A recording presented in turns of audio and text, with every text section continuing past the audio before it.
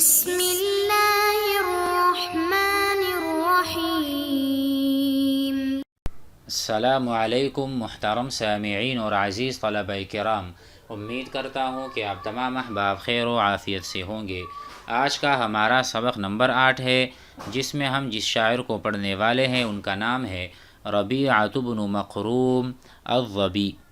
وقال ربیعۃ بن مخروم الظبی۔ تو پہلے ہم ان کا تھوڑا سا تعارف بھی کر لیتے ہیں، مختصر سے یہ کہ یہ ایک شاعر ہے جو مخضرمی ہے، شاعر مخضرمی ہے۔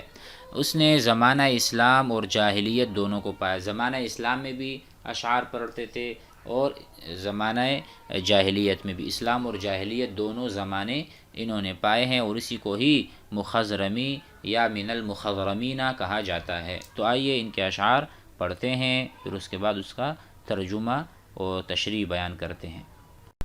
بسم اللہ الرحمن الرحیم۔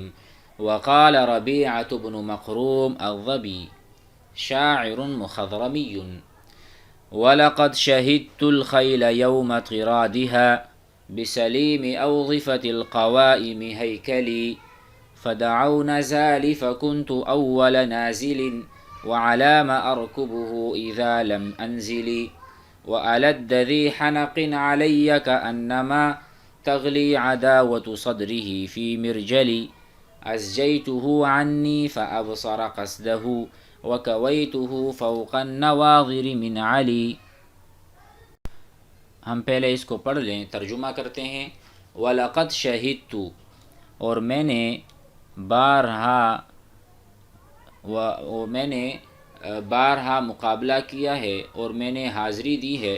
وَلَقَدْ شَهِدْتُ الْخَيْلَ، یعنی میں حاضر ہوا ہوں، الخیل الفرسانہ، شہ سواروں میں، یوم طرادہا، جب ان کی لڑائی ہو رہی تھی۔ الطرد کہتے ہیں فرار کو، باگنے کو، طرد دوڑنا بھاگنا۔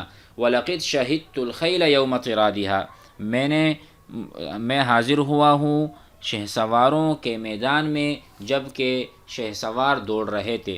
بِسَلِيمِ أَوْظِفَةِ الْقَوَائِمِ هَيْكَلِي، سلیم سالم کو کہا جاتا ہے، اوظفہ یہ وظیف کی جمع ہے، اور وظیف کہتے ہیں پنڈلی کو۔ گھوڑوں یعنی جو میرا گھوڑا تھا اس کی پنڈلی بہت سالم تھی، اس کی پنڈلی بالکل سالم تھی۔ اوظفۃ القوائم، قوائم بھی کہتے ہیں یعنی جانور کی ٹانگ کو، ٹھیک ہے۔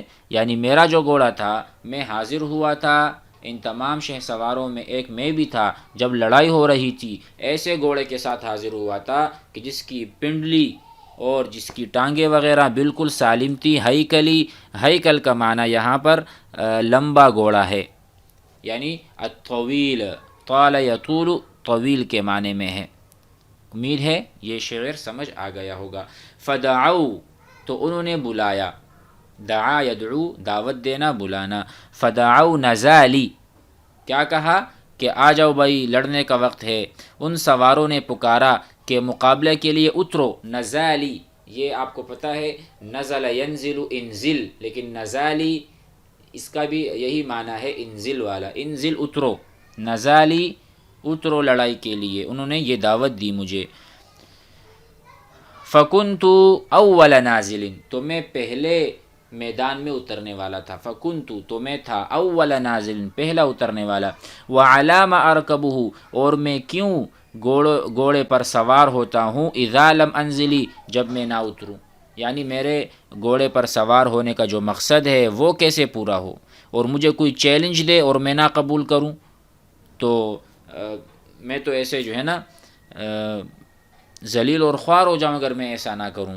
دیکھو یہاں پر کہتے ہیں تو میں سب سے پہلے اترنے والا تھا، اور میں کس لیے گھوڑے پر سوار ہوں جب میں دوسرے شخص کے چیلنج کے وقت نہ اتروں۔ تو گویا کہ اپنے آپ کے بارے میں بتا رہے ہیں کہ میں تو بہادر ہوں، میں گھوڑے پر سوار اس لیے ہوتا ہوں کہ میں میدان میں اتروں۔ وَأَلَدَّ ذِي حَنَقٍ، الد کہتے ہیں، آپ نے پڑھا ہے وَأَلَدُّ الْخِصَامِ، بہت زیادہ جھگڑالو۔ وَأَلَدَّ ذِي حَنَقٍ، ذِي حَنَقٍ ذِي غَيْظٍ، اور بہت زیادہ جھگڑالو آدمی اور بہت غصے میں، علیہ، میرے اوپر اس نے حملہ کیا، بہت بڑے جھگڑالو نے، بہت سخت جھگڑالو مجھ پر شدید غضبناک ایسے ہیں، گویا کہ تغلی کانما، گویا کہ میرے اوپر اتنے غضبناک ہیں، کانما گویا کہ وہ ایسے ہیں، تغلی عداوت صدری، کہ ان کے دل کی جو عداوت ہے اور جو دشمنی ہے وہ اس طرح جوش مار رہی ہے جیسے کہ ہانڈی جوش مارتی ہے۔ تغلی عداوت صدری، اس کے سینے کا جو کھوٹ ہے اور سینے میں جو اس کی عداوت اور کینہ بغض یہ چیز ہے وہ ایسے جوش مار رہی ہے، فی مرجلی، جیسا کہ ایک ہانڈی جوش مارتی ہے۔ تو یہ ان کا بیان ہے کہ اتنے غصے والے لوگ انہوں نے میرے اوپر حملہ کیا اور میں ان کا سامنا کر رہا ہوں، تو اس میں میری بہادری ہے نا، یہی بات بتانا چاہ رہے ہیں۔ آخر میں کہا ازجیتہ عنی دفعتہ، میں نے اس کو دھکا دیا اور دور ہٹایا، باعدتہ ابعدتہ ازحتہ، میں نے اس کو دور ہٹا دیا، عنی اپنے آپ سے، فابصر قصدہ، تو اس نے اپنا راستہ ناپا، ابصر دیکھا، ابصر یبصر دیکھنا، انا ابصرت السماء، میں نے آسمان کو دیکھا، تو فابصر قصدہ، تو اس نے اپنا راستہ دیکھا، قصد ہدف دیکھا، تو وہ واپس یعنی لوٹے، باگے، دوڑے، یہ بتانا چاہ رہے ہیں یہاں پر، فابصر قصدہ، تو اس نے اپنا راستہ دیکھا، صحیح راستہ، وکویتہ، اور جاتے ہوئے میں نے کیا کیا، فوق النواظر من علی، کوا یکوی استری کرنا، کویت الثیاب، میں نے کپڑے استری کیے، تو کہا کہ وکویتہ، میں نے اس کو ایک داغ دیا، فوق النواظر، سر کے اوپر والے، اوپر کی جانب سے میں نے اس کو ایک داغ دیا، کس سے؟ تلوار سے، من علی من فوق، من علی ای من الاعلی، سر کے اوپر والے حصے پر میں نے اس کو ایک داغا، بھاگتے ہوئے میں نے اسے ایک وار کیا اس کے سر پر میں نے ایک داغ لگا دیا اور اس کو میں نے ایک بگا دیا، اس کو میں نے داغا سر کے اوپر سے، اس کا مطلب یہ ہے۔ آئیے آگے بڑھتے ہیں۔ وقال سعد بن ناشب سأغسل عني العار بالسيف جالبا علي قضاء الله ما كان جالبا وأذهل عن داري وأجعل هدمها لعرضي من باقي المذمة حاجبا ويصغر في عيني تلادي إذا انثنت يميني بإدراك الذي كنت طالبا فإن تهدموا بالغدر داري فإنها تراث كريم لا يبالي العواقب أخي غمرات لا يريد على الذي يهم به من مفضع الأمر صاحبا إذا هم لم تردع عزيمة همه ولم يأت ما يأتي من الأمر هائبا فيا لرزام أو يا لرزام رشحوا بي مقدما إلى الموت خواضا إليه الكتائب إذا هم ألقى بين عينيه عزمه ونكب عن ذكر العواقب جانبا ولم يستشر في رأيه غير نفسه ولم يرض إلا قائم السيف صاحبا۔ سب سے پہلے ان کا تعارف کرتے ہیں۔ سعد بن ناشب یہ تمیم سے تعلق رکھنے والے اسلامی شاعر ہیں۔ کسی آدمی کو انہوں نے قتل کیا، بلال بن ابی بردہ بن موسیٰ اشعری رضی اللہ عنہ نے قصاص کا مطالبہ کیا، تاہم جب وہ قصاص میں کامیاب نہ ہو سکے، یعنی سعد بن ناشب سے قصاص نہ لے سکے، تو بصرہ میں واقع ان کا گھر جو تھا وہ اس کو منہدم کر دیا، سعد بن ناشب کے گھر کو منہدم کر دیا۔ شاعر کو جب انہدام اور گھر کے گرنے کے یا ان کو گرانے کا پتہ چلا تو انہوں نے یہ اشعار پڑھے۔ ہم نے اشعار تو پڑھ دیے تھے، ترجمہ کرتے ہیں۔ سأغسل عن العار، سأغسل، غسل یغسل دھونا، میں دھو دوں گا، عن العار، میں بذریعہ تلوار اپنے آپ سے، عار، کون سا عار؟ انہدام بیت کے گرنے کا دور کروں گا۔ سأغسل عن العار، عار کہتے ہیں یعنی جو گھر گرا دیا ہے اور میں نے کوئی جوابی کارروائی نہیں کی، تو میں اپنے سے یہ جو عار ہے یہ میں دھو دوں گا یا ہٹا دوں گا، بالسیفی، تلوار کے ذریعے سے، جالباً علیہ، اگرچہ میرا یہ تلوار سے اپنے عار کو دھونا جالباً لے کر آئے گا، علیہ قضاء اللہ، اللہ کی تقدیر یا اللہ تعالیٰ کا جو تقدیر الہی ہے، مجھ پر جو چاہے سو وہ کھینچ لائے، لیکن میں بدلہ لے کر رہوں گا۔ ما کان جالبا، الذی کان جالباً. دوبارہ سمجھیں. سأغسل عنی العار بالسیف جالباً، میں بذریعہ تلوار اپنے آپ سے عار انہدام بیت دور کروں گا، زائل کروں گا. علی قضاء اللہ ما کان جالبا، اس حال میں کہ تقدیر الہی مجھ پر جو چاہے سو وہ کھینچ لائے، میں اس کے لیے تیار ہوں، اس کے سہنے کے لیے تیار ہوں. دوسرا شعر ہے وَأَذْهَلُ عَنْ دَارِي وَأَجْعَلُ هَدْمَهَا، اور میں اپنے گھر کو بھول جاؤں گا. اذہلو، میں اپنے گھر کے معاملے میں گھر کو بھول جاؤں گا، کیونکہ وَأَجْعَلُ هَدْمَهَا، اور گھر کا جو انہدام ہے، گھر کا جو گرنا ہے، انہوں نے گرا دیا. ہدم یہدم مانا گر جانا، منہدم ہو جانا. تو میں اس کو بھول جاؤں گا، گھر کے گرنے کو. لعرضی، اپنی جو میری عزت ہے، من باقی المذمت حاجبہ، کہتے ہیں کہ یہ گھر کا گر جانا یہ تو آسان ہے، کیونکہ میں نے جو کام کیا تھا، ان کا بندہ قتل کیا تھا، تو اس کے بدلے میں اپنے گھر کو بھول جاؤں گا. میں نے ایک بندہ قتل کیا، انہوں نے میرا گھر گرا دیا، تو بات ختم ہو گئی، تو اس کے میں اپنے لیے قابل مذمت یا ملامت نہیں سمجھوں گا. من باقی المذمت حاجبہ، یہ حاجب ہے، یہ ایک دیوار ہے، یہ ایک حائل ہے میرے بیچ اور میرے قاتل کے بیچ. گویا گھر گر گیا تو بات ختم ہو چکی. اس کے بعد بتانا چاہ رہے ہیں کہ دیکھیں میں اپنے گھر کی وجہ سے پریشان نہیں ہوں اور نہ مجھے اس کی یاد آ رہی ہے. کہتے ہیں وَيَصْغُرُ فِي عَيْنِي، اور چھوٹا ہو جاتا ہے میری آنکھ میں، تلادی میرا میراث. تلادی وہ چیزیں جو مجھے ملے ہیں، مالی القدیم، میرا پرانا ورثہ، میری میراث میں مجھے گھر ملا تھا. وَيَصْغُرُ فِي عَيْنِي، یہ چھوٹا ہو جائے گا، صغیر ہو جائے گا میری آنکھ میں، یعنی میں سمجھوں گا اس کو کہ یہ بہت چھوٹی سی چیز ہے. اس کا جو ترجمہ ہے وہ کچھ یوں ہوگا وَيَصْغُرُ فِي عَيْنِي تِلَادِي إِذَا انْثَنَتْ يَمِينِي بِإِدْرَاكِ الَّذِي كُنْتُ طَالِبًا، اور میری نظر میں میرا موروثی مال کم ہے جب کہ میرا داہنا ہاتھ اس چیز کے حصول کے لیے لوٹے جس کا میں طالب تھا. یعنی میرا مقصود تو قتل کرنا تھا. یہ بتا رہے ہیں اِذَا انْثَنَتْ يَمِينِي، جب کہ میرا ہاتھ اس کام کو کر بیٹھا، میں نے وہ کام کر لیا تھا. بِإِدْرَاكِ الَّذِي، اس کو حاصل کر کے، کنت طالبہ، جس کا میں طالب تھا. ادرک یدرک، ادراک کرنا، حاصل کرنا. تو کہتے ہیں اذا انثنت یمینی، اذا انصرفت یمینی، میرا ہاتھ اس کام کی طرف بڑھا تھا جس کا میں ادراک کرنا چاہتا تھا. وہ کیا تھا؟ کنت طالبا لذالک القتل، قتل کا میں طالب تھا، وہ تو میں کر چکا. اب اس کے بعد کیا ہے؟ وَيَصْغُرُ فِي عَيْنِي تِلَادِي، میرا موروثی مال کچھ بھی نہیں ہے، ہیچ ہے، بہت کم ہے، اس کو میں کچھ نہیں سمجھتا بمقابلہ قتل کے. اس کے آگے کہہ رہے ہیں فَإِن تَهْدِمُوا بِالْغَدْرِ دَارِ، اگر تم میرے گھر کو گرا دو گے، اگر تم میرا گھر عہد شکنی کر کے گرا دو گے تو کوئی حرج نہیں. فَإِن تَهْدِمُوا، اگر تم گرا دو گے، بالغدری، دھوکے سے، داری میرا گھر، فَإِنَّهَا، تو فَإِنَّ هَذِهِ الْأَشْيَاء تُرَاثُ كَرِيمٍ، تو یہ جو مال ہے وراثت کا، یہ تو میراث ہے کریم آدمی کا، شریف آدمی کا.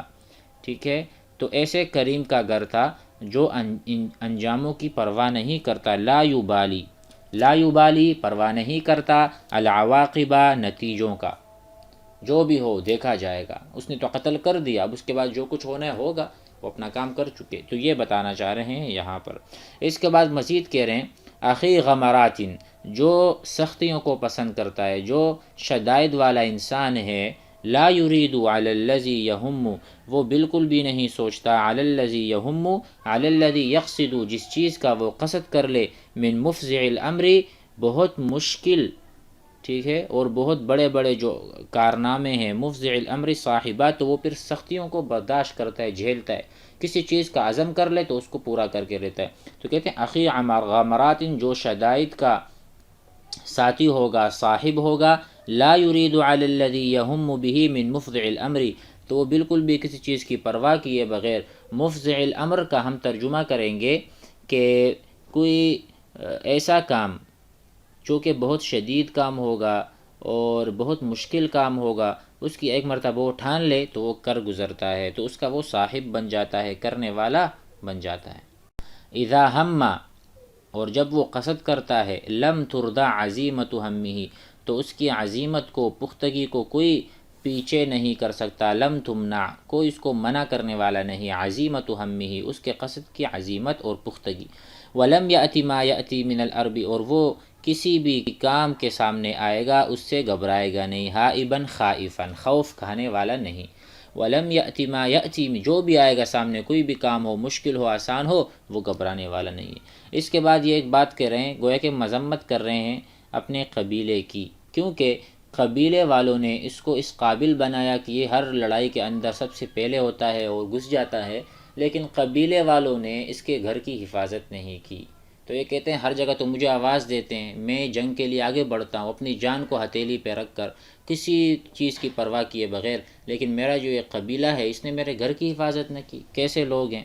تو کہتے ہیں اذا، اس کے بعد فیا لرزام، تو تعجب ہے میری قوم بنو رزام پر، کیونکہ میں تعجب کیوں نہ کروں. رشحوا بی مقدما، رشحوا یا رشحوا، انہوں نے مجھے بہت آگے بڑھا دیا، انہوں نے میری تربیت ایسی کی ہے کہ میں موت کی جانب پیش قدمی کرنے والا ہوں. رشحوا بی مقدما الی الموت، موت کی جانب میں مقدم رہتا ہوں، آگے رہتا ہوں. خواوا الیہ، خاو یخوض، داخل ہونا، کسی چیز میں گھسنا. تو کہتے ہیں کہ میں بڑے بڑے دستوں کے اندر گھس جانے والا انہوں نے مجھے بنایا ہے. الکتائب، کتائب جمع کتیبہ، کتیبہ کہتے ہیں جماعت کو، لشکر کو. کتیبۃ، لشکر کو کہتے ہیں، معسکر وغیرہ. تو ایسے جگہوں پر تو میں گھس جاتا ہوں، اس قابل مجھے انہوں نے بنایا ہے. وَإِذَا، تو لیکن انہوں نے کیا کیا؟ حفاظت میرے گھر کی نہیں کی. تو یہاں یہ مقدر معنی پایا جاتا ہے.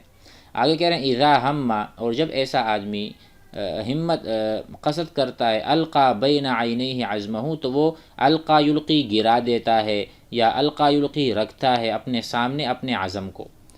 اس کے نصب العین، اس کا عزم، اس کا قصد ہی ہوتا ہے، اس کے علاوہ کسی چیز کو وہ پھر نہیں دیکھتا. جب ایسا آدمی اخل غمرات، جو شدائد میں اور مشکلات کا سامنا کرنے والا ہوتا ہے، وہ پھر پرواہ نہیں کرتا، اپنے عزم کو دیکھتا ہے. وَنَكَّبَ عَنْ ذِكْرِ الْعَوَاقِبِ، اور آنکھیں بند کر دیتا ہے، یا وہ اپنے آپ کو بالکل اپنے آپ سے نتائج کو دور رکھتا ہے، اور انجام کے ذکر سے پہلو تہی کرنا. نکبہ، پہلو تہی کرنا، عن ذکر العواقب، انجام کے اعتبار سے جانباً سائڈ پہ رکھ دیتا ہے. جانب کہیں گے ہم اس کو، یعنی سائڈ پہ رکھنا، ایک جانب، ایک طرف رکھ دینا. تو انجام کو ایک طرف رکھ دیتا ہے اور کام کر دیتا ہے. ولم یستشر فی رأیہ، اور ایسا بندہ کبھی بھی کسی سے مشورہ نہیں لیتا، جب بھی مشورہ کرتا ہے اپنے آپ سے کرتا ہے. ولم یستشر، مشورہ نہیں، استشارہ یستشیرو سے ہے. فی رأیہ، اپنے رائے میں، غیر نفسی، سوائے اپنے نفس کے، اپنے آپ سے فتویٰ لیتا ہے، اپنے آپ سے پوچھتا ہے اور پھر کر گزرتا ہے. ولم یرضا، اور وہ راضی بالکل بھی نہیں تھا، کسی چیز سے بھی راضی نہیں. الا قائم السیف صاحبہ، کہ وہ اپنا دوست بنا لے اپنے تلوار کو، وہ اپنے تلوار کو اپنا دوست بناتا ہے، اس کے سوا کسی کو بھی دوست رکھنے پر راضی نہیں ہے. ولم یرضا، اس کا یہ ترجمہ ہے. امید ہے کہ آج کا سبق بھی آپ حضرات کو سمجھ میں آ گیا. والسلام علیکم.